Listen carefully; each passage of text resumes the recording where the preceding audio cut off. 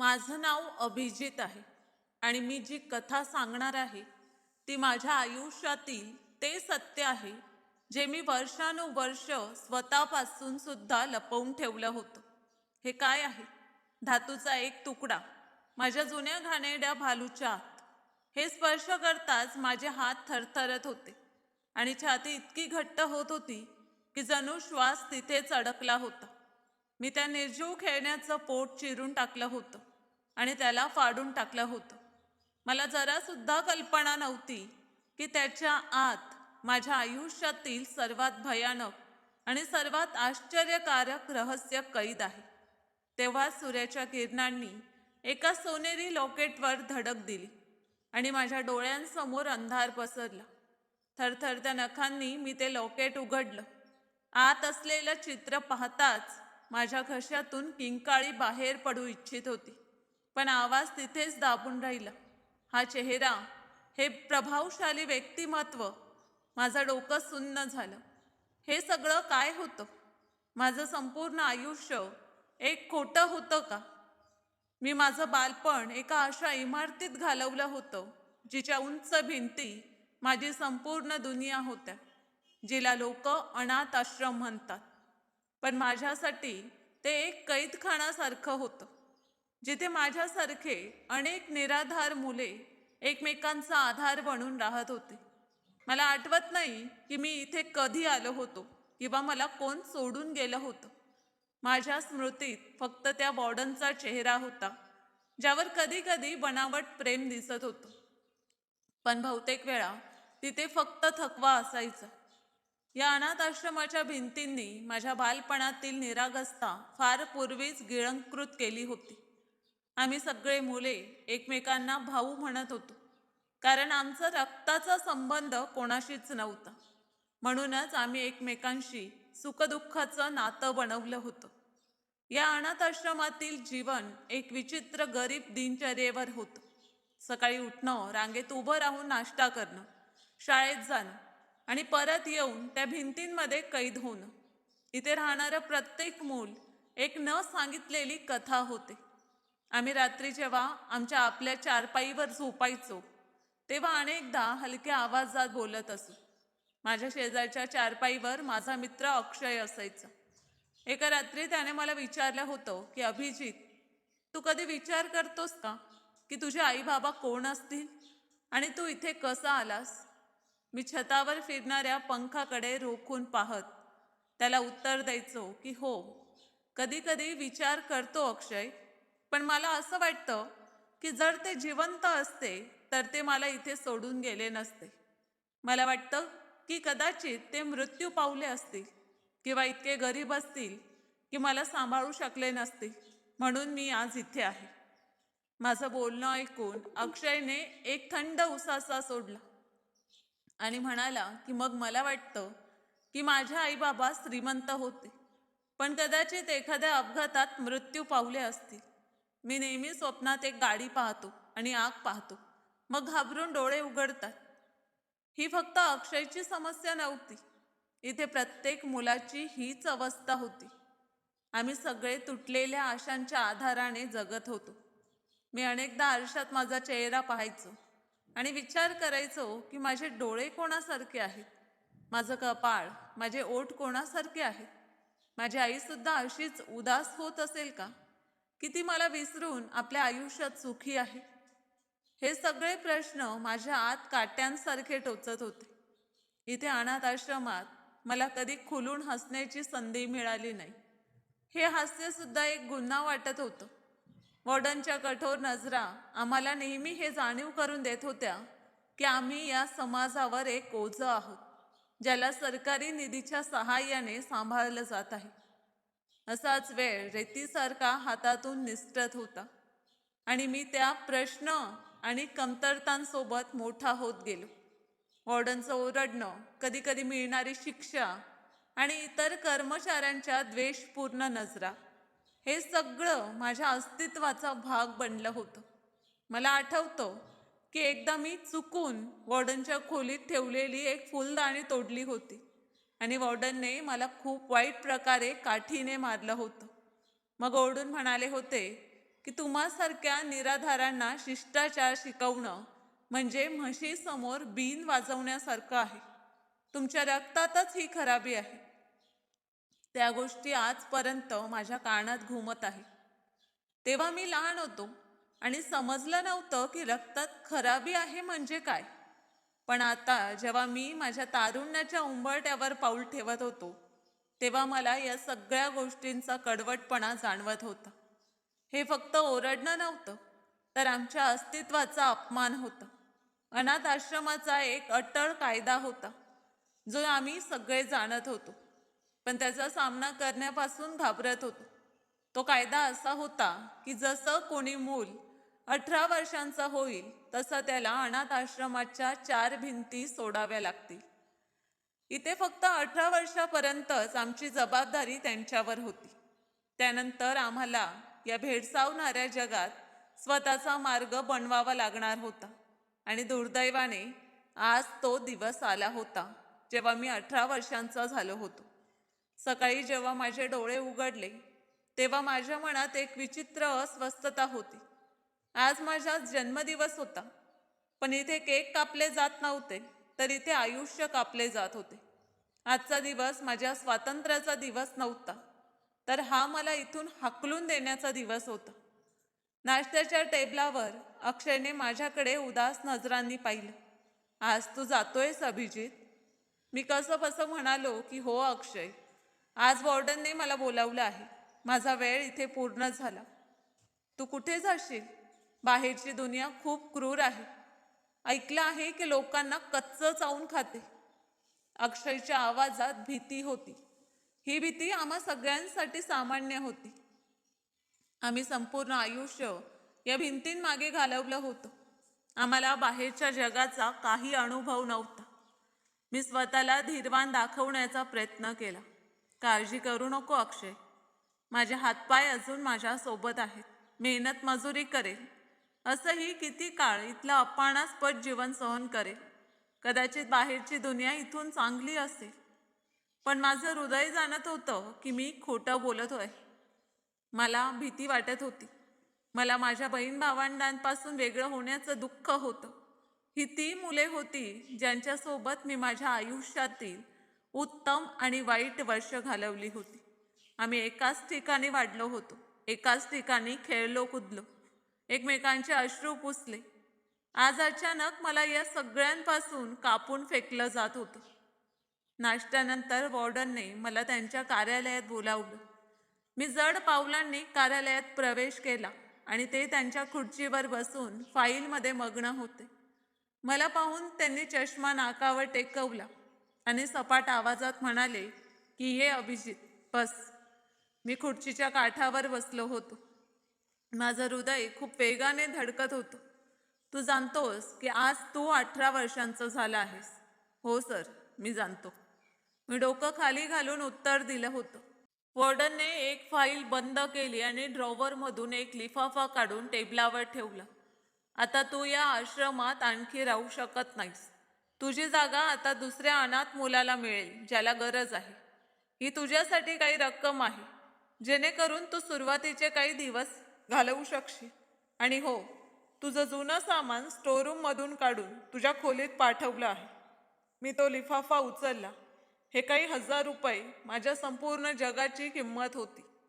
Sir, मी काही दिवस आणखी राहू शकत नाही का, जोपर्यंत मला काही योग्य काम मिळत नाही?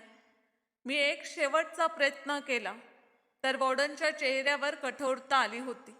नाही अभिजित, हे काही हॉटेल नाही, हे सरकारी आश्रम आहे. इथे भावना नव्हे, नियम चालतात. तुला आज संध्याकाळपर्यंत जागा रिकामी करावी लागेल. आता जा आणि तुझी पॅकिंग कर. त्यांचं वर्तन इतकं पारंपरिक आणि विचित्र होतं की मला वाटलं की वर्षानुवर्षाचा संबंध एका क्षणात तुटला. त्या व्यक्तीने मला बालपणापासून पाहिलं होतं, पण आज त्यांच्या डोळ्यात माझ्यासाठी जरा सुद्धा काळजी नव्हती. मी शांतपणे उठलो आणि खोलीतून बाहेर आलो. माझ्या खोलीत माझ्या बिछाण्यावर एक जुनी पिशवी पडलेली होती. ही ती पिशवी होती जी माझ्यासोबत त्या दिवशी आली होती, ज्या दिवशी मी अनाथ आश्रमात प्रवेश केला होता. तेव्हापासून वॉर्डनने तिला सांभाळून ठेवलं होतं आणि आज ती परत करून माझ्यापासून हात झटकला. मग मी थरथरत्या हातांनी त्या पिशवीची जीप उघडली. त्याच्या आतून जुन्या कपड्यांचा एक विचित्र दुर्गंध येत होता. त्या पिशवीत माझं ते खेळणं सुद्धा होतं, जे बालपणापासून मी माझ्या सोबत ठेवत होतो. क्रीम रंगाचा भालू. एक क्रीम रंगाचा भालू ज्याचा एक डोळा निघून गेला होता आणि ठिकठिकाणी रुई बाहेर पडत होती. या खेळण्याशी मला एक विचित्र लगाव होता. प्रत्येक मार, प्रत्येक भूक, प्रत्येक एकटेपणा यात हे एकच होतं जे माझ्यासोबत होतं. जेव्हा मी लहान होतो आणि रात्री घाबरून उठायचो, तेव्हा या भालूला मी माझ्या छातीला लावून झोपायचो. मला असं वाटत होतं की जणू हे निर्जीव खेळणं माझं कुटुंब आहे. मला त्याच्याशी खूप आपुलकी होती. माहीत नाही त्यात असं काय होतं. जेव्हापासून मी समजदार झालो, तेव्हापासून हे माझ्यासोबत होतं. याला माझ्या बाहुपाशात घेऊन मला असं वाटत होतं की जणू प्रत्येक दुःख मी त्याच्यासोबत वाटलं आहे. मी माझ्या सामानातील प्रत्येक वस्तू एक एक करून काढून पाहत होतो. माझ्या डोळ्यात अश्रू होते, पण मी रडू इच्छित नव्हतो. मी कमकुवत होऊ इच्छित नव्हतो. अक्षय आणि इतर मुले दरवाजाजवळच उभे होते. मला शांतपणे पाहत होते. कोणालाही धैर्य नव्हतं की ते आत येऊन मला धीर देतील, कारण ते सगळे जाणत होते की उद्या त्यांचीही वेळ येणार आहे. मग मी त्या भालूला थैल्यातून बाहेर काढलं. त्याची अवस्था खूप वाईट झाली होती. त्याच्या पोटाची शिवण उधळत होती आणि त्याच्या आतून जुनी रुई बाहेर पडताना दिसत होती. मी विचार केला की जाण्यापूर्वी त्याची शिवण तरी करून घेऊ, कारण बाहेरच्या जगात कदाचित मला सुई धागा सुद्धा मिळणार नाही. हा माझा शेवटचा साथी होता आणि मी याला या तुटलेल्या अवस्थेत माझ्यासोबत घेऊन जाऊ इच्छित नव्हतो. संध्याकाळपर्यंत मला इथून जावं लागणार होतं आणि मनात एक विचित्र भीतीही जागृत होत होती. मी अक्षयकडे पाहिलं. अक्षय, तुझ्याकडे सुई धागा आहे का? अक्षयने डोकं होकारार्थी हलवलं आणि धावत जाऊन आपल्या कपाटातून एक छोटीशी किट घेऊन आला. हे घे अभिजित, पण तू यालाही सोबत घेऊन जाशील का? हा तर पूर्णपणे कचरा झाला आहे. मी त्या भालूला प्रेमाने थोपटलं. नाही अक्षय, हा कचरा नाही, हा तर माझा भूतकाळ आहे. माझ्याकडे याशिवाय आणखी काय आहे? कदाचित माझ्या आईबाबांनी मला हे दिलं असेल जेव्हा मी लहान होतो. ही एकच शेवटची निशाणी आहे जी मला त्यांच्याशी जोडते. मी सुईत धागा टाकला आणि भालूच्या पोटाची उधळलेली शिवण शिवण्याचा प्रयत्न करू लागलो आणि टाके टाकू लागलो. मी कापड थोडंसं ओढलं जेणेकरून दोन्ही टोकं एकमेकांना भिडतील, पण ते कापड इतकं जुनं आणि कमकुवत झालं होतं की मी ओढताच ते आणखी फाटलं. चार आवाजासह भालूचं पोट एका बाजूने पूर्णपणे उघडं झालं. अरे नाही, माझ्या तोंडातून एकदम निघालं. हा तो क्षण होता जो माझं आयुष्य कायमचं बदलणारा होता. पण मला अजून त्याची कल्पना नव्हती. अक्षय माझ्याजवळ आला. हे तर खूप वाईट झालं आहे. दे, मी याला ठीक करतो. नाही, सोड, मी स्वतः करतो, मी अस्वस्थ होऊन म्हणालो. माझं हृदय आधीच खूप जड झालं होतं आणि आता या खेळण्याचं तुटणं माझ्या हृदयाला थरथरायला भाग पाडत होतं. मी राग आणि असहाय्यतेने माझी बोटं त्याच्या पोटात घातली, जेणेकरून रुई सरळ करू शकेन. अचानक माझ्या बोटांना एखादी कठोर आणि थंड वस्तू लागली. ही रुई नव्हती. मी चकित झालो. मी पुन्हा तपासलं. तिथे खरंच काहीतरी होतं, काही धातूसारखं. मी धडधडणाऱ्या हृदयाने ती वस्तू बाहेर काढली. अक्षयचे डोळेही आश्चर्याने विस्फारले होते. अरे अभिजित, हे काय आहे? माझ्या हातात एक छोटंसं सोनेरी रंगाचं लॉकेट होतं, ज्यावर धुळीची थर साचली होती, पण तरीही त्याची चमक कमी झाली नव्हती. हे हृदयाच्या आकाराचं लॉकेट होतं. मी पाहताच आश्चर्यचकित झालो. इतकी वर्ष हे खेळणं माझ्याकडे होतं. याला छातीला लावून खेळत राहिलो होतो, पण मला कधीच कळलं नव्हतं की याच्या आत काही लपलेलं आहे. हे तर सोन्याचं दिसत आहे, अक्षयने हलक्या आवाजात सांगितलं आणि आपल्या शर्टने त्या लॉकेटला साफ केलं. त्यावर खूप छान फुलांच्या डिझाईन केलेल्या होत्या. माझ्या हातात थरथर सुरू झाली. माहीत नाही का, पण त्या लॉकेटला पाहून माझ्या मनात एक विचित्र अस्वस्थता जाणवू लागली होती. जणू काही खूप जवळचं मला हाक मारत आहे. या लॉकेटमध्ये एक विचित्र आकर्षण जाणवलं होतं. उघड हे. अभिजित, पहा याच्यात आत काय आहे. अक्षयने खूप उत्सुकतेने सांगितलं आणि मीही थरथरत्या हातांनी त्या लॉकेटला उघडण्याचा प्रयत्न केला. ते धुळीने भरलेलं नव्हतं, तर खूप सहज उघडलं. जसं ते उघडलं तशी माझी नजर समोर असलेल्या छोट्या छोट्या चित्रावर स्थिर झाली. हृदयाच्या एका बाजूला एका पुरुषाचं आणि एका बाजूला एका स्त्रीचं चित्र लावलेलं होतं. ते चित्र खूप छोटं होतं, पण चेहरे स्पष्ट ओळखता येत होते. पुरुषाचा चेहरा प्रभावी होता. त्याच्या डोळ्यात एक विचित्र हुशारी आणि कठोरता होती आणि स्त्रीचा चेहरा खूप निरागस आणि सुंदर होता. हे माझ्या आईबाबा आहेत का? माझ्या हृदयाने लगेच प्रश्न केला होता. जर हे माझे आईबाबा असतील तर त्यांचं चित्र खेळण्याच्या आत का लपवलं होतं? आणि सर्वात आश्चर्यकारक गोष्ट ही होती जी या चित्रांच्या मागे लपलेली होती. मी बारकाईने पाहिलं तर पुरुषाच्या चित्राच्या मागे एक बारीक कागद ठेवलेला होता. मी मुंगळ्यांसारखं लक्ष देऊन त्या कागदाला बाहेर काढलं आणि सरळ केलं. त्यावर इंग्लिशमध्ये एक पत्ता लिहिलेला होता. Deputy commissioner house near park. मी ते शब्द वारंवार वाचले. मला माझ्या डोळ्यांवर विश्वासच बसत नव्हता. डिप्टी कमिशनर हाऊसचा पत्ता, पण याचा माझ्या खेळण्याशी काय संबंध असू शकतो? हा पत्ता त्या व्यक्तीचा आहे ज्याचं चित्र लॉकेटमध्ये आहे, की ही ती जागा आहे जिथून हे खेळणं विकत घेतलं होतं? माझ्या मनात प्रश्नांचं वादळ उभं राहू लागलं. अक्षयने माझ्या खांद्यावर हात ठेवून सांगितलं की अभिजित, हे तर एखाद्या मोठ्या अधिकाऱ्याचा पत्ता दिसत आहे. तुला वॉर्डनला विचारायला हवं. कदाचित ते काही जाणत असतील. तू बरोबर म्हणतोयस. मी लगेच उठून उभा झालो. माझा राग, माझं दुःख सगळं आता अस्वस्थतेत बदललं होतं. मी ते लॉकेट आणि कागद मुठीत दाबून धरलं आणि धावत पुन्हा वॉर्डनच्या कार्यालयाकडे गेलो. मी परवानगीशिवाय आत प्रवेश केला. वॉर्डनने चकित होऊन माझ्याकडे पाहिलं.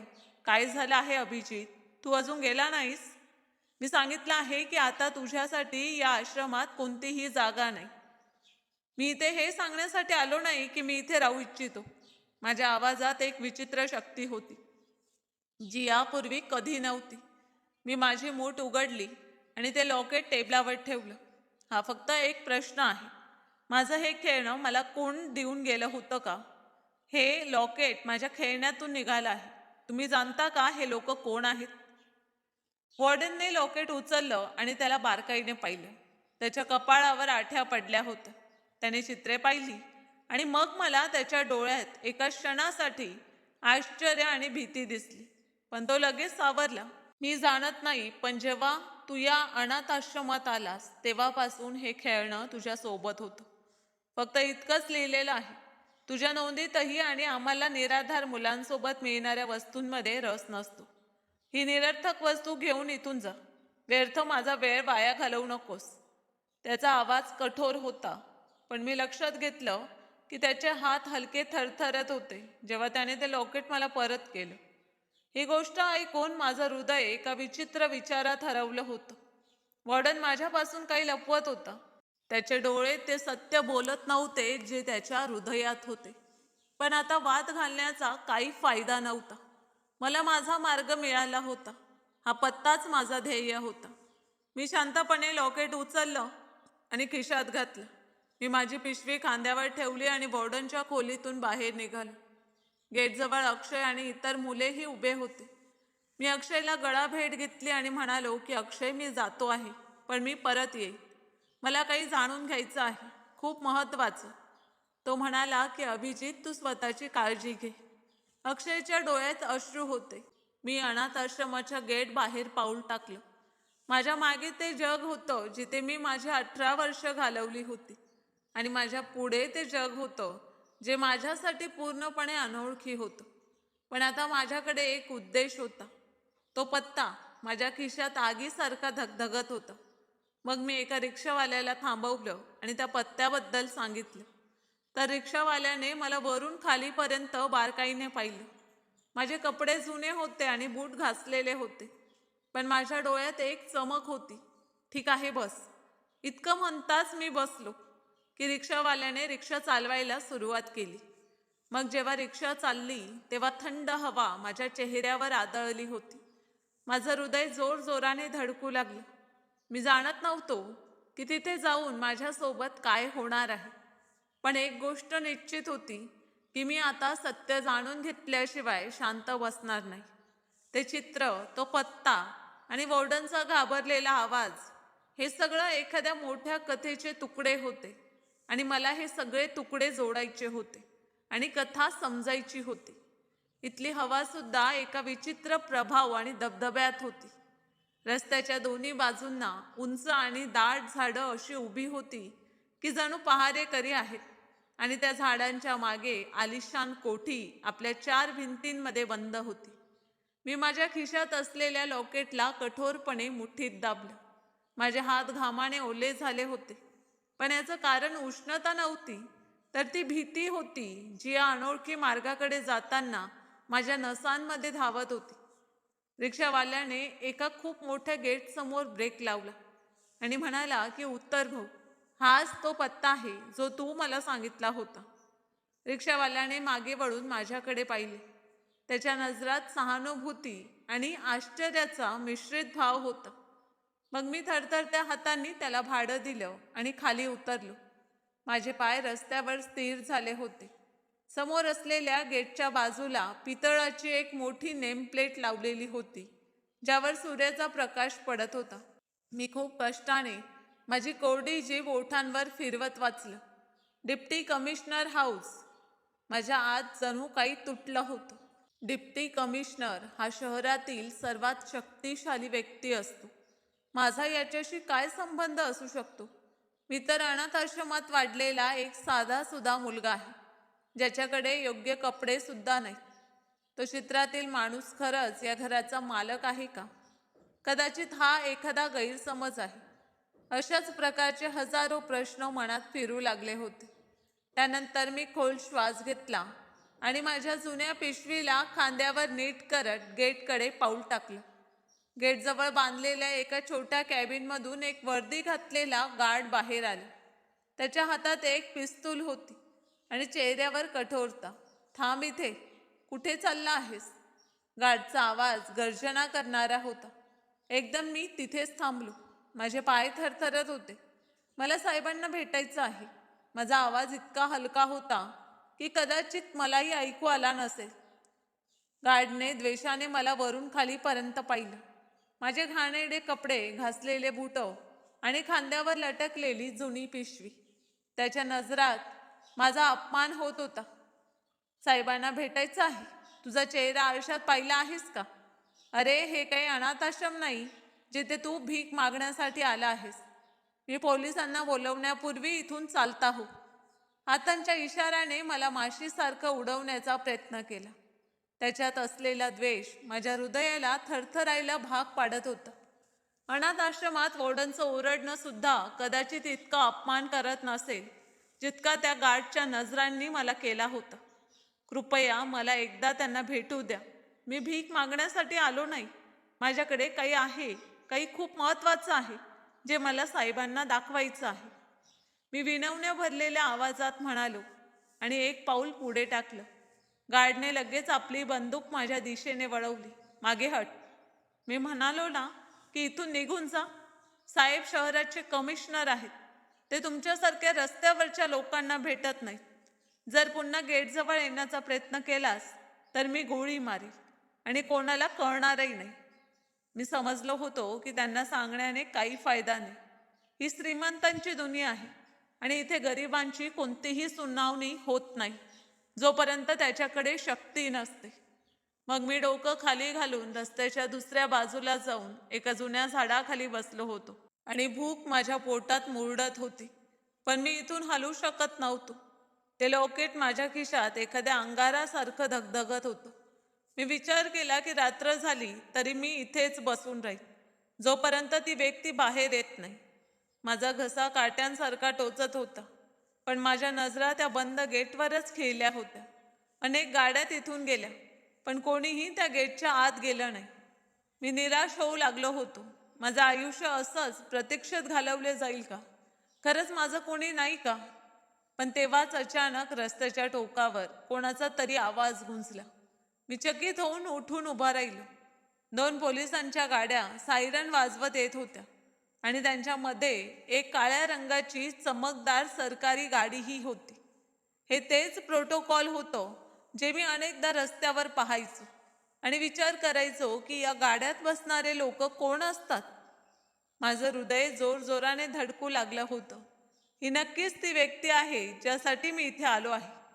माझ्या आत एक विचित्र शक्ती आली आणि मी रस्त्याच्या कडेला येऊन उभा राहिलो.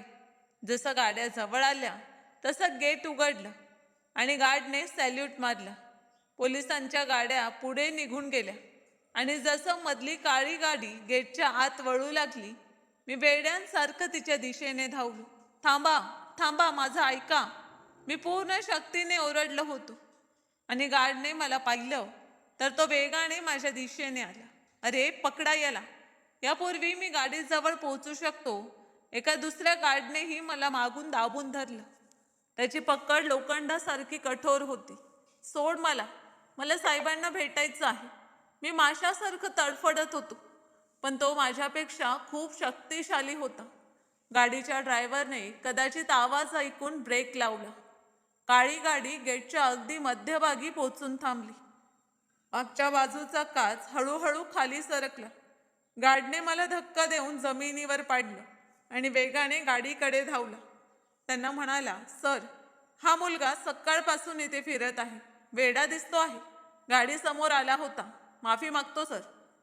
तेव्हाच मी पडता पडता स्वतःला सावरलं आणि नजर उचलून गाडीकडे पाहिलं. काचेच्या मागून डोकावणारा तो चेहरा अगदी तसाच होता, अगदी तसाच जो माझ्या लॉकेटमध्ये होता. तेच डोळे, तेच कपाळ, तेच ओठ, फक्त केसात थोडा पांढरटपणा आला होता आणि चेहऱ्यावर वेळेच्या सुरकुत्या. पण हा तोच व्यक्ती होता. मी जमिनीवर बसूनच हात जोडले. साहेब, माझा ऐका, मी वेडा नाही, मी खूप दुरून आलो आहे. माझ्या आवाजात असं दुःख आणि सत्यता होती की त्यावेळी कदाचित दगडही वितळला असता. त्या व्यक्तीने आपला चष्मा नीट केला आणि माझ्याकडे बारकाईने पाहिलं. त्याची नजर माझ्या चेहऱ्यावरच खेळली होती. एका क्षणासाठी तर मला वाटलं की जणू वेळ थांबला आहे. त्याच्या डोळ्यात एक विचित्र चमक आणि ओळखीची सावली हलली होती. जणू ते आपल्या मनाच्या कोपऱ्यात काही शोधत होते. याला माझ्याजवळ येऊ द्या, साहेबांनी गार्डला हुकूम दिला होता. पण हे धोकादायक असू शकतं सर. मी म्हणालो ना, येऊ द्या याला. साहेबांचा आवाज आता कठोर झाला होता. गार्ड लगेच मागे हटला आणि मी लडखडत्या पावलांनी उठलो. माझ्या गुडघ्यातून रक्त वाहत होतं. कपडे मातीने भरलेले होते, पण मला कोणत्याही दुखण्याची जाणीव होत नव्हती. मी गाडीच्या खिडकीजवळ पोचलो. माझं हृदय छाती बाहेर पडण्यास उतावळं झालं होतं. हो बाळा, कोण आहेस तू आणि काय हवं आहे? त्या व्यक्तीने खूप नरमीने विचारलं होतं.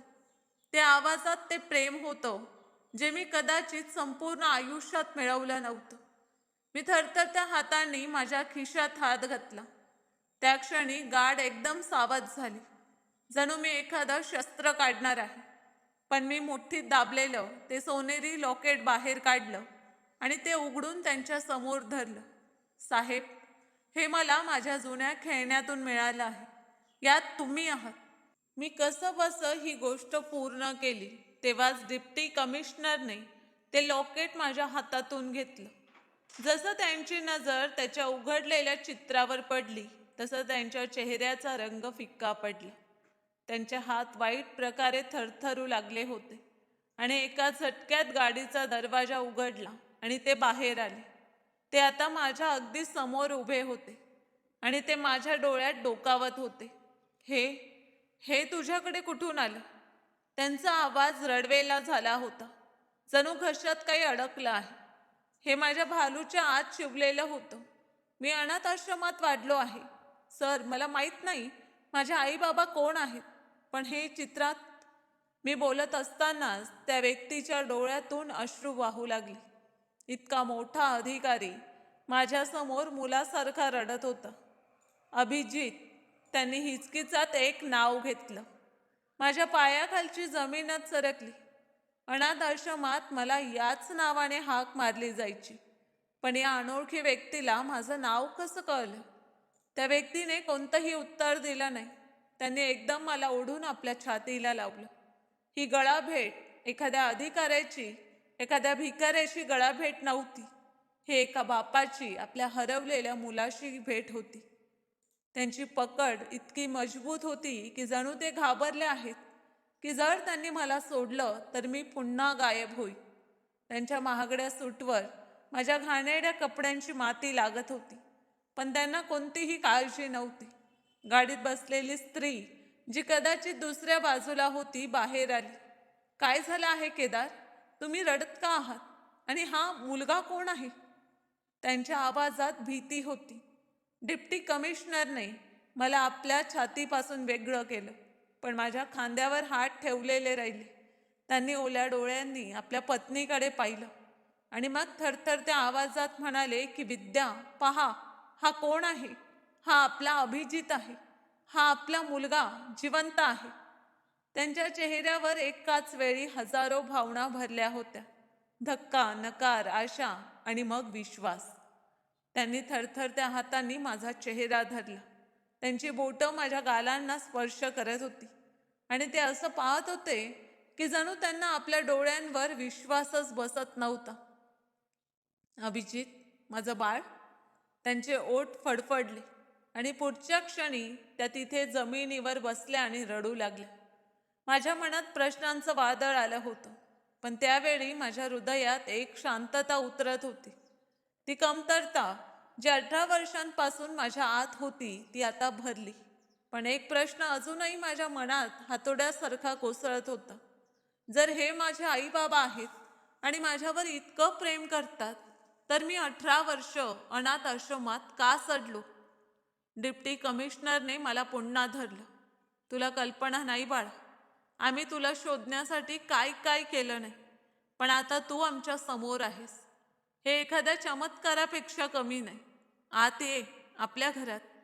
त्यांनी माझा हात धरला आणि मला त्या आलिशान घराच्या आत घेऊन जाऊ लागले, ज्या गेटवर काही क्षणांपूर्वी मला धुतकारण्यात आलं होतं. गार्ड डोके झुकवून उभे होते आणि मी एक अनाथ मुलगा आपल्या बापाचा हात धरून आपल्या खऱ्या जागी पोचलो. पण मला माहीत नव्हतं की हे घर ज्यात भूतकाळ आहे, जेव्हा सगळे रहस्य कैद आहेत, त्यांची किंमत मी माझ्या बालपणाने चुकवली होती. आम्ही ड्रॉइंग रूममध्ये प्रवेश केला. थंड हवेच्या झोताने माझं स्वागत केलं, पण माझ्या आत आग लागली होती. मी सोफ्यावर बसण्यास संकोच करत होतो. माझे कपडे घाणेरडे होते आणि माझं अस्तित्व त्या वातावरणात एखाद्या मोठ्या वस्तूसारखं वाटत होतं. बस बाळा, श्री केदार हे नरमीने म्हणाले. त्यांच्या आवाजात प्रेम होतं. मी पुन्हा सोफ्याच्या काठावर बसलो. त्याच्या गादीने मला आत सामावलं. माझ्यासमोर काचेच्या मेजवर अनेक प्रकारची फळं ठेवलेली होती. हे पाहून मला अनाथ आश्रमाची आठवण आली. माझ्या पोटात एक मुरड उठू लागली. एक नोकर पांढऱ्या ड्रेस घातलेला ट्रे घेऊन आला, ज्यात पाण्याचे ग्लास ठेवलेले होते. त्याने मला द्वेषाने पाहिलं. कदाचित त्याला अजून समजलं नव्हतं की भिकाऱ्यासारखा मुलगा साहेबांच्या ड्रॉइंग रूममध्ये काय करत आहे. पण त्याने शांतपणे ट्रे माझ्यासमोर ठेवलं. मीही पाण्याचा ग्लास उचलला.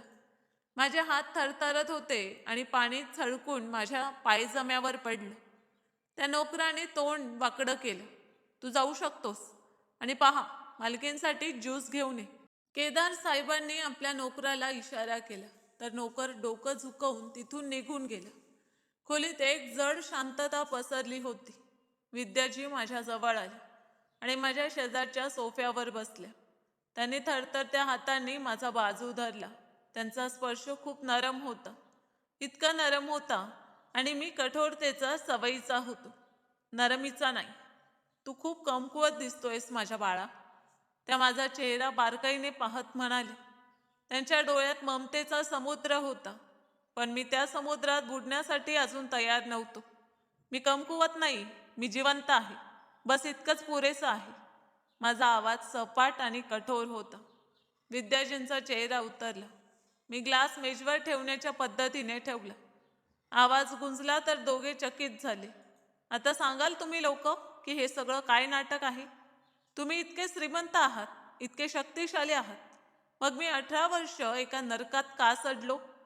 मी एखादी अवैध संतान होतो का, ज्याला लपवणं गरजेचं होतं? माझे हे शब्द काट्यांसारखे त्यांना टोचत होते. केदार साहेब तडफडून उठले. डोळ्यात प्रचंड दुःख होतं. सावध अभिजित, तुझ्या जिभेला आवर घाल. तू आमची वैद्य आणि एकुलते एक संतान आहेस. तू आमच्या प्रेमाची निशाणी आहेस. असं बोलू नकोस. प्रेम? कसलं प्रेम? मीही उभा झालो. भलं हे कसलं प्रेम आहे जे आपल्या मुलाला अनाथ आश्रमाच्या उंबरठ्यावर फेकून विसरतं? मी तिथे असे दिवस पाहिले आहेत जे तुमच्या कुत्र्याने सुद्धा घालवले नसते. फाटलेले कपडे घातले आहेत. मी थंडीत कापत रात्री घालवले आहेत. आणि तुम्ही लोक, तुम्ही इथे या महालात आरामाचं जीवन घालवत होतात. मी स्वतःवर नियंत्रण गमावत होतो. वर्षानुवर्षाचा गुब्बारा आता लाव्यासारखा फुटत होता. केदार साहेबही उभे झाले. ते जवळ आले आणि माझ्या खांद्याला धरण्याचा प्रयत्न केला. पण मी त्यांचा हात झटकला. मला तुमच्या सहानुभूतीची गरज नाही. मला उत्तर हवं आहे. जर मी तुमचा मुलगा आहे तर मला वॉर्डनच्या दयेवर का सोडलं? मी अपशकुनी होतो का? माझ्या जन्माने तुमच्या थाटामाटात काही कमतरता येत होती का? नाही बाळा, असं नाही. तू जाणत नाहीस की आम्ही कोणत्या परिस्थितीतून गेलो आहोत. केदार साहेबांचा आवाज रडवेला झाला. अरे तर सांगा ना, कोणत्या परिस्थितीतून गेलात? तुम्ही इतके मोठे डिप्टी कमिशनर आहात. अशी कोणती शक्ती होती ज्याने तुम्हाला आपल्याच रक्तापासून वेगळं होण्यास भाग पाडलं? मी ओरडत होतो. माझा घसा दुखू लागला. विद्याजी उभ्या झाल्या आणि माझ्यासमोर येऊन उभ्या राहिल्या. वरच्या देवासाठी अभिजित, तुझ्या बापाशी अशा गोष्टी बोलू नकोस. हेही इतकेच दुःखी आहेत जितकी मी आहे. आम्ही एक एक रात्र जागून कशी घालवली आहे आम्हीच जाणतो. प्रत्येक वर्षी तुझ्या जन्मदिवशी रडत राहिलो. आम्ही असह्य होतो, खूप असह्य. बस करा. असह्यतेचं नाव घेऊ नका. ही असह्यता गरिबांची असते की ते आपल्या मुलांना पोटभर अन्न घालू शकत नाही. पण श्रीमंत आणि शक्तिशाली यांची कोणतीही असह्यता नसते. त्यांची फक्त इच्छा असते. तुम्ही लोकांनी तुमच्या सुखांसाठी माझा बळी दिला. खोलीचं वातावरण खूप जड झालं होतं. असं वाटत होतं की जणू आता एखादा स्फोट होईल.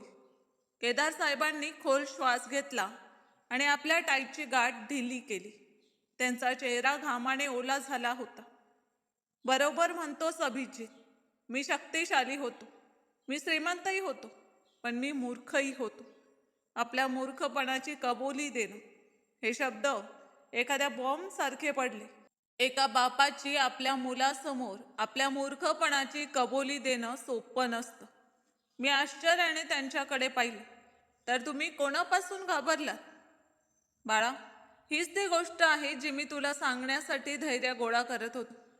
ते पुन्हा सोप्यावर पडण्याच्या पद्धतीने बसले. त्याने दोन्ही हातांनी आपलं डोकं धरलं. अभिजित, जेव्हा तू जन्मलास तेव्हा मी एक खूप कठोर आणि प्रामाणिक अधिकारी म्हणून ओळखला जायचो. माझं रक्त गरम होतं आणि मला वाटत होतं की मी एकटा संपूर्ण व्यवस्थेला बदलू शकेन. मी काही अशा लोकांशी टक्कर घेतली होती जे कायद्यापेक्षाही वरचे समजले जात होते. मी शांतपणे त्यांच्या सगळ्या गोष्टी ऐकत होतो. माझ्या रागाच्या जागी आता प्रश्न आणि अस्वस्थता आली होती. मी समजलो होतो की मी त्यांचा मुकाबला करू शकेन.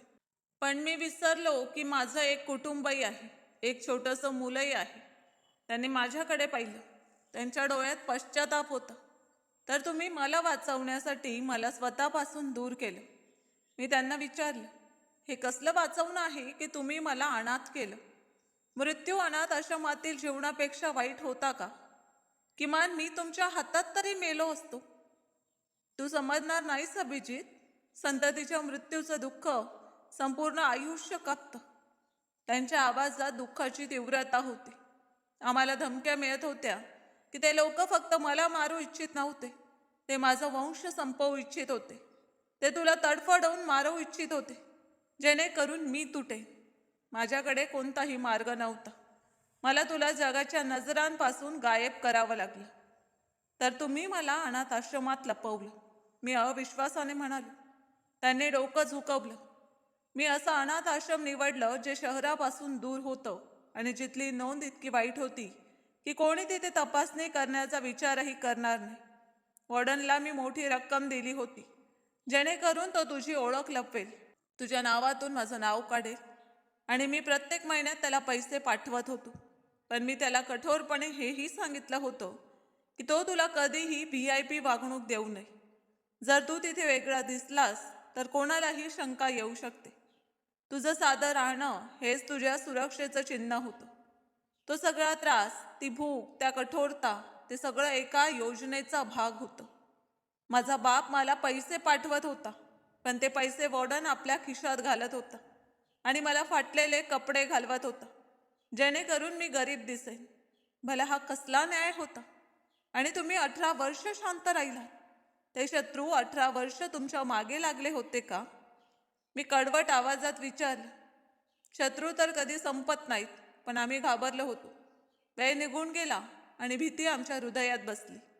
आम्हाला वाटलं की जर आम्ही तुझ्याजवळ आलो तर ते सावध होतील. आम्ही आमच्या मूर्खपणाचे कैदी झालो होतो. मी द्वेषाने त्या आलिशान खोलीकडे पाहिलं. हे सगळं खोटं होतं. हे सगळं स्वतःचा जीव वाचवण्याचे निमित्त होते. मला तुमची कथा ऐकायची नाही. मी निर्णयपूर्ण पद्धतीने म्हणालो की तुम्ही लोकांनी स्वतःचा जीव वाचवण्यासाठी माझं आयुष्य उद्ध्वस्त केलं. तुम्ही मला अनाथ आश्रमाच्या नरकात ढकललं, जेणेकरून तुम्ही इथे आरामात राहू शकाल. मी अशा आईबाबांना मानत नाही. अभिजित, थांब. विद्याजी ओरडू लागल्या. मी दरवाजापर्यंत वाढलोच होतो. माझं हृदय इच्छित होतं की मी आत्ता आणि याच वेळी इथून पळून जावे. मला ते घाणेरडा अनाथ आश्रम या महालापेक्षा चांगलं वाटत होतं. तिथे किमान सत्यता तरी होती की कोणी कोणाचं नाही. इथे तर सगळं खोटं होतं. मी आता कधीही तुमच्या समोर येणार नाही. तुमच्यासाठी मी 18 वर्षापूर्वीच मेलो होतो. आज त्यालाच वास्तव समजा. दरवाजाचा हँडल धरून मी जात होतो, तेव्हाच मागून पावलांचा आवाज आला आणि केदार साहेबांनी माझा हात धरला. ते म्हणाले, मी तुला पुन्हा सोडणार नाही. यापूर्वी सोडलं होतं. ती चूक पुन्हा करणार नाही. तू सत्य जाणून घेऊ इच्छितोस, पूर्ण वास्तव जाणून घेऊ इच्छितोस तर ऐक. मग त्यांनी मला बाजूने धरून मागे ओढलं आणि डोळ्यात एक विचित्र भीती दिसू लागली. मी तुला सांगेन आम्ही असं का केलं होतं. कमिशनरलाही गुडघ्यांवर आणून उभं केलं. काही असं होतं ज्याने माझ्या पावलांना थांबवलं. त्यावेळी विद्याजी रडत म्हणाला की नाही केदार, हे सांगू नका. हे मूल सहन करू शकणार नाही. याला ऐकू दे विद्या. केदार साहेब ओरडू लागले. याने या सत्याची किंमत चुकवली आहे. आता याला हे जाणण्याचा हक्क आहे. आणि खोलीच्या कोपऱ्यात असलेल्या एका मोठ्या लॉकरकडे गेले. त्याने थरथरत्या हातांनी पासवर्ड टाकला आणि लवकरचा दरवाजा उघडला तर त्यांनी आतून काही जुन्या आणि धुळीने भरलेल्या फाईल्स काढल्या आणि त्यांनी ती फाईल माझ्या समोर आणून मेजवर ठेवली. हे आहे ते कारण ज्यासाठी तू अनाथ झालास. ही आहे ती घाण जे आम्ही साफ करण्यासाठी पुढे सरकलो होतो आणि स्वतः त्यात बुडलो होतो. मी एक फाईल उचलली. जाड कव्हर किनाऱ्याने घासलेलं, जणू वर्षानुवर्ष कोणी त्याला स्पर्श केलाच नाही. ज्यात लाल शाईने लिहिलेलं होतं, ऑपरेशन क्लीन. मी बोटं त्या शब्दावर थांबवली. क्लीन म्हणजे साफसफाई. तर मीही एखाद्या साफसफाईचा भाग होतो का? मी पहिली फाईल उघडली. आत वर्तमानपत्रांच्या कात्रणाई होत्या. हत्या, बेपत्ता, आत्महत्या. प्रत्येक बातमीच्या खाली पेन्सिलीने एकच चिन्ह बनवलेलं होतं आणि काही नावंही होती. तीच नावं जी आज सामान्यपणे सर्वात मोठ्या व्यावसायिक नेते आणि अधिकारात मोजली जातात. माझा श्वास वेगवान होऊ लागला. हे लोक, मी फाईलमधून नजर उचलून विचारलं, हे सगळे जिवंत आहेत? TV वर येतात, आदर मिळवतात? केदार साहेबांचा आवाज खूप हलका होता, कारण यांना कधी शिक्षा मिळालीच नाही बाळा. त्यांनी दुसरी फाईल माझ्या दिशेने सरकवली. हे ते प्रकरण आहेत ज्यात पक्के पुरावे होते, पण प्रत्येक वेळी वरून आदेश येत असे फाईल बंद करण्याचा. त्यानंतर मी एक पान उलटलं. त्यावर एक फोटो लावलेला होता. एक स्त्री मांडीवर मूल आणि खाली लिहिलेलं होतं, साक्षीदाराचा मृत्यू संशयास्पद परिस्थितीत झाला.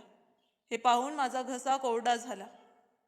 केदार साहेब बोलले की जेव्हा तू जन्मलास त्याच वर्षी मला प्रथमच स्पष्ट समजलं होतं की व्यवस्था सडलेली आहे, आणि मी ठरवलं होतं की काहीही झालं तरी या लोकांना उघडं करेन. विद्याजींच्या हिचक्या वेगवान झाल्या. मी तुम्हाला किती वेळा थांबवलं केदार, तुम्ही ऐकलं नाही. यावर केदार साहेबांनी माझ्याकडे पाहिलं आणि म्हणाले की कारण जर मी थांबलो असतो तर प्रत्येक त्या मुलाचा अपराधी झालो असतो जो या घाणीमुळे अनाथ झाला होता. मी फाईल बंद केली आणि आता माझे हात थरथरत नव्हते, आता ते सुन्न झाले होते. तर मला अनाथ यासाठी बनवलं, मी सपाट आवाजात म्हणालो, कारण तुम्ही प्रामाणिक होऊ इच्छित होता. केदार साहेब शांत राहिले आणि मी हसलो. पहिल्यांदा त्या खोलीत त्या हास्यात आनंद नव्हता. तुम्हाला माहीत आहे सर, मी हळूच म्हणालो, अनाथ आश्रमात एक गोष्ट खूप लवकर समजते. जगात सर्वात स्वस्त शब्द उद्देश असतो. प्रत्येक अत्याचारी आपल्या उद्देशाच्या नावाने एखाद्या मुलाला चिरडतो. मी उभा झालो. यावेळी रागत नाही, थकव्यात. तुम्ही मला वाचवलं नाही. मी त्यांच्या डोळ्यात पाहिलं. तुम्ही मला बळी दिलं. खोलीत पुन्हा ती जड शांतता उतरली. पण यावेळी ती शांतता एखाद्या स्फोटापूर्वीची नव्हती. ती एखाद्या निर्णयापूर्वीची शांतता होती. मी शेवटच्या वेळी त्यांना दोघांना पाहिलं. आता प्रश्न हा नाही की तुम्ही माझ्यासोबत काय केलं. मी दरवाजाकडे वाढत म्हणालो, प्रश्न हा आहे की आता जेव्हा सत्य माझ्या समोर आहे तर तुम्ही मला पुन्हा एकटं सोडाल की यावेळी माझ्यासोबत उभे राहाल. केदार साहेबांच्या डोळ्यात ती जुनी आग परत आली, पण यावेळी त्यात भीतीही होती. जर तू या मार्गावर चाललास अभिजित, त्यांनी रडवेल्या आवाजात सांगितलं, तर परत येणार नाहीस. माझ्या आयुष्यात परत येणं कधी नव्हतंच सर, मी मागे वळून न पाहता म्हणालो. आता फक्त हिसाब बाकी आहे. मग दरवाजा बंद झाला आणि त्या क्षणी माझ्या आतला अनाथ मुलगा मोठा होऊ लागला. मी त्या रात्री घरातून बाहेर पडलोच होतो, पण माझ्या पावलात इतकी शक्ती नव्हती की मी खूप दूर जाऊ शकेन. कारण ज्या रागाच्या आधाराने मी आतून तुटलो होतो तो आता हळूहळू थकव्यात बदलला होता, आणि रस्त्याचा तोच अंधार मला एखाद्या अनोळखी जागेसारखा नव्हे तर माझ्या जुन्या एकटेपणासारखा वाटत होता. म्हणून मी त्या गेटच्या बाहेर फुटपाथवर बसलो, जिथे काही वेळापूर्वी मला अपमान करून पाडण्यात आलं होतं. आणि ते पहिल्यांदा मला जाणवलं की दुःख फक्त शरीरात नसतं, ते माणसाला आतूनही बसवतं. मी मागे वळून पाहण्याचा प्रयत्न केला नाही, पण जेव्हा गेट उघडण्याचा हलका आवाज आला आणि कोणाची तरी पावलं माझ्या दिशेने वाढली, तेव्हा हृदयाने ओळखलं की हे कोणी गार्ड किंवा ड्रायव्हर असू शकत नाही. कारण त्या चालण्यात हुकूम नव्हता, तर भीती आणि आशेचं मिश्रित ओझं होतं. आणि मग जेव्हा माझ्या कानात माझं नाव पडलं, अभिजित, तर त्या एका शब्दाने माझ्या आत कुठेतरी खूप खोल दबलेल्या जखमेला स्पर्श केला. कारण हे तेच नाव होतं जे मी आयुष्यभर ऐकलं होतं, पण कधीही अशा प्रकारे नाही, प्रश्नाशिवाय, अटीशिवाय आणि हक्क गाजवल्याशिवाय. विद्याजी माझ्या अगदी जवळ जमिनीवर बसल्या. त्यांच्या मागड्या कपड्यांना धूळ लागत होती, पण त्यावेळी त्यांना त्याची कोणतीही काळजी नव्हती. आणि काही वेळ त्या माझ्यासारख्या शांत राहिल्या, जणू जाणतात की काही दुःख असे असतात ज्यांना शब्दांनी नव्हे तर सोबत बसून समजलं जातं. मग त्या खूप हळू आवाजात म्हणाल्या की त्यांनी माझ्यासाठी सर्वात जास्त प्रार्थनाही मागितल्या आहेत आणि सर्वात जास्त भीतीही जगल्या आहेत. ज्यावर माझ्या ओठावरून कडवट हास्य निघालं आणि त्यांनी रडण्याऐवजी आपले डोळे बंद केले आणि म्हणाल्या की त्यांना माहीत आहे की मला स्पर्श करण्याचा किंवा माझ्यावर हक्क गाजवण्याचा त्यांना कोणताही अधिकार नाही. पण जर मी परवानगी दिली तर त्या फक्त माझ्याजवळ बसून राहू शकतात का? आणि मी काही बोलू शकलो नाही, कारण त्यावेळी माझ्याकडे त्यांना नकार देण्याचीही शक्ती नव्हती. आणि कदाचित हाच तो पहिला क्षण होता जेव्हा एक तुटलेला मुलगा आणि पश्चातापाने भरलेली आई कोणत्याही समझोत्याशिवाय, कोणत्याही वचनाशिवाय फक्त एकमेकांच्या अस्तित्वाला सहन करणं शिकत होते. काही वेळानंतर मी जाणवलं की आमच्यातील शांतता ओझं नव्हती, तर ती एक असा ठहराव बनली होती ज्यात पहिल्यांदा कोणी माझ्याकडून काही हिसकवण्याचा प्रयत्न केला नव्हता.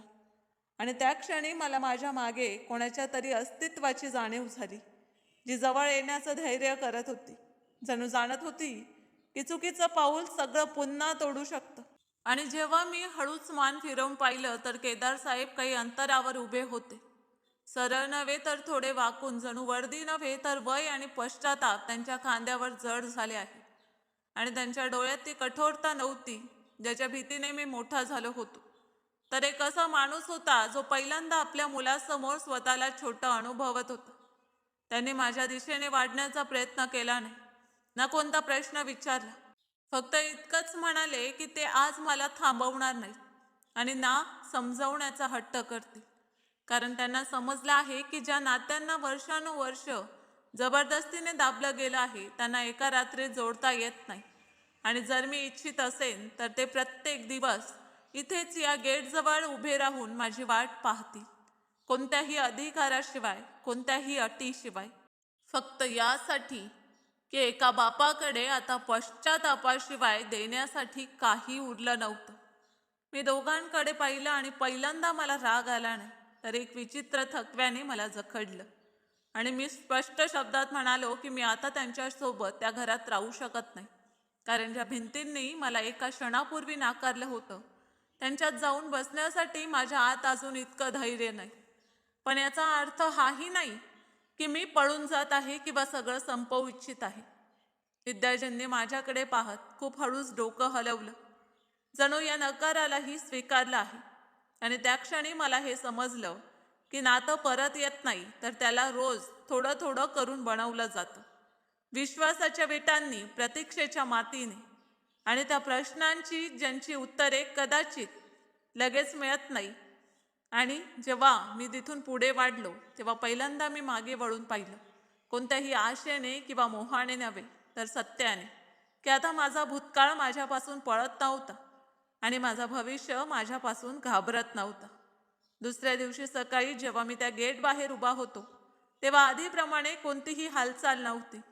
सगळा परिसर जणू अजूनही आपल्या झोपेत होता. आता मला हे समजलं होतं की जे काही माझ्यासोबत घडलं ते फक्त भूतकाळाच्या आठवणी नव्हत्या, तर त्या नात्यांचा थर होत्या ज्यांना हळूहळू उघडून पुन्हा जोडावं लागणार होतं. मी गेटकडे पाहिलं आणि केदार साहेब तिथेच उभे होते. पण आज त्यांच्या चालण्यात आधीची कठोरता नव्हती. त्यांच्या डोळ्यात थकवा, पश्चाताप आणि एका आंधळ्या व्यक्तीची असहाय्यताही दिसत होती. जणू ते स्वतःही समजले होते की आता कोणालाही जबरदस्तीने जोडू नये, तर प्रतीक्षा करून हळूहळू धैर्याने आणि सन्मानाने ते नाते सोबत होतात.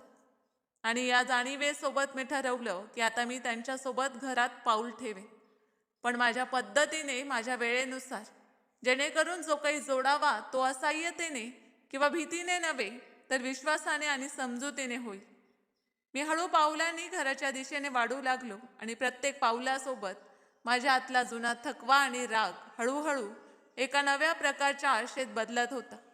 ही कोणतीही अचानक भेट नव्हती, तर एक लांब दुःखद सुरुवात होती, ज्यात आई बाबा म्हणून ते दोघे मला हरवलेल्या मुलासारखे स्वीकारण्याचा प्रयत्न करत होते. आणि मीही कोणत्याही दबावाशिवाय माझ्या जुन्या भूतकाळ आणि नव्या नात्यांमध्ये संतुलन राखणं शिकत होतो. आणि जेव्हा मी दरवाजापर्यंत पोचलो तेव्हा केदार साहेबांनी मागून गुपचूप माझा हात धरला आणि त्या हलक्या पकडीने मला जाणवलं की नाते आता फक्त शब्दांवर किंवा उपकारावर नव्हे तर छोट्या छोट्या पावलांवर आणि शांतपणे केलेल्या प्रयत्नांवर बनतील.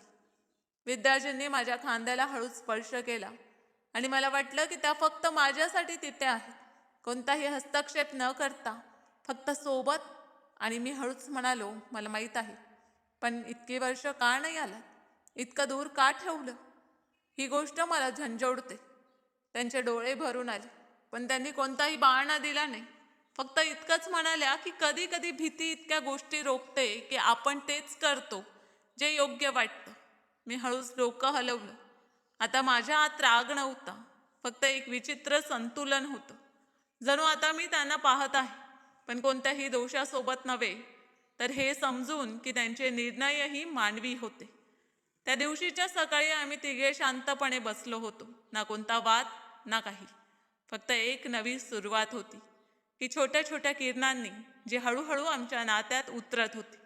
मित्रांनो, या कथेतून आपल्याला सर्वात मोठी शिकवण मिळते की नाते तुटणं सोपं असतं, पण त्यांना जोडायला आणि टिकवायला खूप मेहनत लागते.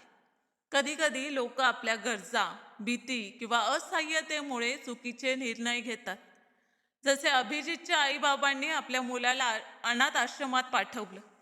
त्यावेळी त्यांनी असं केलं जेणेकरून त्यांचा मुलगा सुरक्षित राहील. पण यासाठी त्यांनी त्याच्या सुख आणि बालपणाची किंमत चुकवली. हे दाखवतं की माणसाचे निर्णय नेहमी योग्य नसतात आणि कधीकधी चांगले हेतूसुद्धा दुसऱ्यांसाठी दुःखाचं कारण बनू शकतात. ही कथा हेही सांगते की विश्वास आणि धैर्य नात्यांचा सर्वात मोठा पाया आहे. अभिजित आपल्या आईबाबांना अचानक भेटला नाही. त्यांनी हळूहळू छोट्या छोट्या पावलांनी आणि शांततेत प्रेम जाणवलं. हेच दाखवतं की नात्यांना जबरदस्तीने नव्हे, तर वेळ, समजूत आणि सन्मानाने जोडलं जातं. एका नात्यात राग, भीती आणि त्रास असणं स्वाभाविक आहे. पण जर दोन्ही बाजूंनी मनापासून प्रयत्न झाले, तर तुटलेली नाती सुद्धा हळूहळू जोडली जाऊ शकतात. आणखी एक गोष्ट ही आहे की खरं प्रेम नेहमी दिखाव्यात किंवा मोठ्या शब्दात नसतं. ते छोट्या छोट्या काळजीत, शांतपणे केलेल्या मदतीत आणि सोबत असण्यात खरं प्रेम आहे. आईबाबांनी वर्षानुवर्ष आपल्या मुलाला दूर ठेवलं, पण त्यांची ममता आणि चिंता नेहमी त्याच्यासोबत होती आणि हळूहळू अभिजितने हे जाणवलंही. म्हणून कथेचा संदेश हा आहे की नात्यांना समजण्यात आणि त्यांना सांभाळण्यात संयम आणि छोटे छोटे प्रयत्न सर्वात महत्त्वाचे असतात. राग, नाराजी किंवा वेळेची दुरी नात्यांना संपवत नाहीत. जर प्रेम आणि विश्वास दोन्ही अस्तित्वात असतील, तर हे सगळे नात्यांना आणखी मजबूत बनवतात आणि लोकांना एकमेकांच्या जवळ आणतात. तर मित्रांनो, आशा करते की तुम्हाला आमची कथा आवडली असेल. कथा आवडली असेल तर व्हिडिओला लाईक करा. चॅनलवर नवे असाल तर चॅनलला सबस्क्राईब करायला विसरू नका. धन्यवाद.